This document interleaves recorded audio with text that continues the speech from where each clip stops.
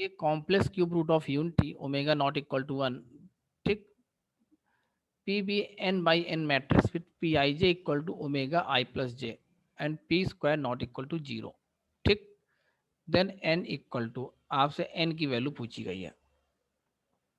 अच्छा, तो एन की वैल्यू तो निकालनी है हमें, तो इसके लिए जरा कुछ सोचते हैं। जरा omega cube root of unity, इसका मतलब समझ लो 1 प्लस ओमेगा स्क्वायर, ये वैल्यू 0 होगी और ओमेगा क्यूब की वैल्यू होगी 1। जरा पहले पी निकालते हैं। अब कह रहा है कि P square not equal to zero, P आपका जो स्क्वायर होगा, पी का स्क्वायर वो नॉट इक्वल टू जीरो होगा। अब एक बात जरा समझने की कोशिश करिए, पी तो आपका एन बाई एन की मैट्रिक्स है, ठीक। तो सपोज करो एन कुछ देर के लिए 3 लेते हैं, मान लीजिए 3 लेते हैं या 2 लेते हैं, एन मान लो कुछ देर के लिए हम 2 लेते हैं।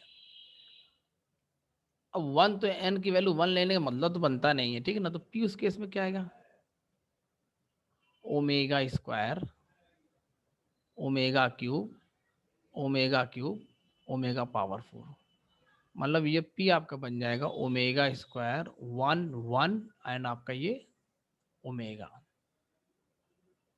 अब जरा देखते हैं पी स्क्वायर क्या आता है,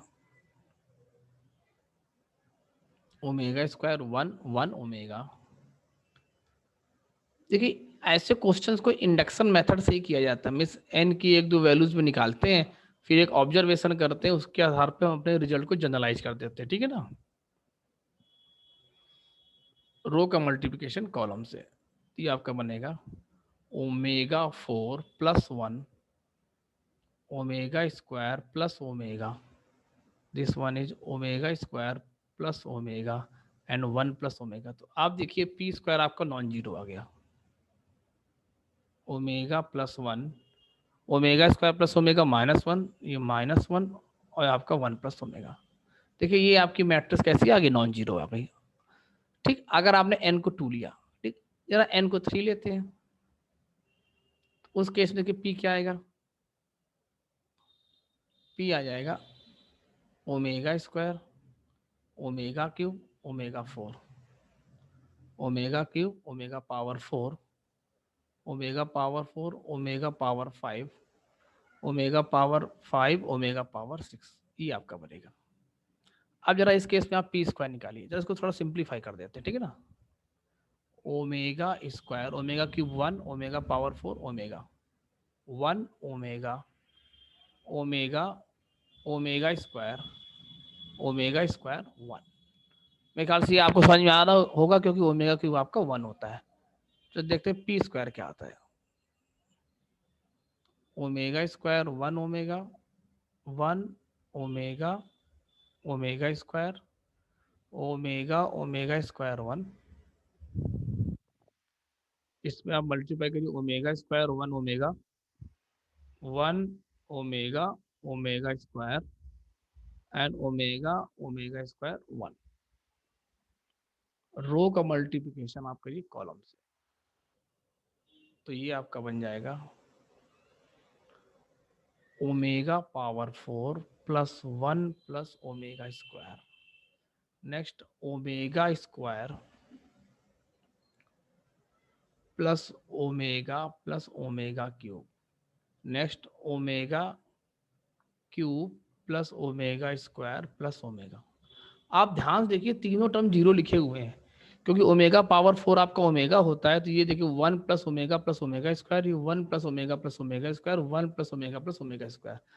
ऐसे ही जब आप यहाँ भी मल्टीप्लिकेशन करेंगे, तो आप देखेंगे इस केस में पी स्क्वायर आपका जो है वो जीरो आ जाएगा पूरा। कहने का मतलब है पी स्क्वायर आपकी नल मैट्रिक्स आ जाएगी अगर आपने एन को 3 लिया। तो क्वेश्चन कह रहा है कि पी स्क्वायर आपका नल मैट्रिक्स नहीं होना चाहिए।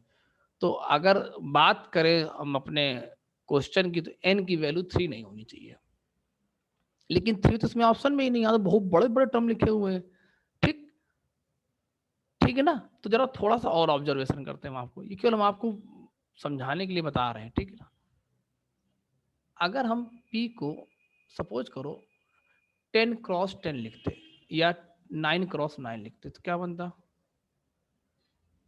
Omega square omega cube omega 4 omega 5 6 7 1 2 3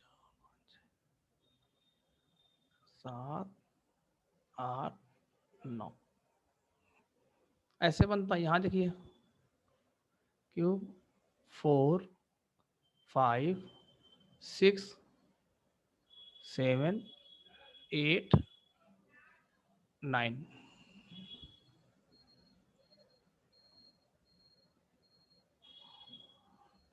अब एक आपको एक पैटर्न मिलेगा ओमेगा 4, आपको पैटर्न समझ में आने लगा होगा। ठीक, सॉरी ये कहाँ 1 2 3 4 10 तक जाएगा। यहाँ आपके देखिए कहाँ जाएगा, ये ओमेगा 11 तक जाएगा। ऐसे करते हमने 9 क्रॉस 9 बताया है ना, ये ओमेगा 18 तक जाएगा।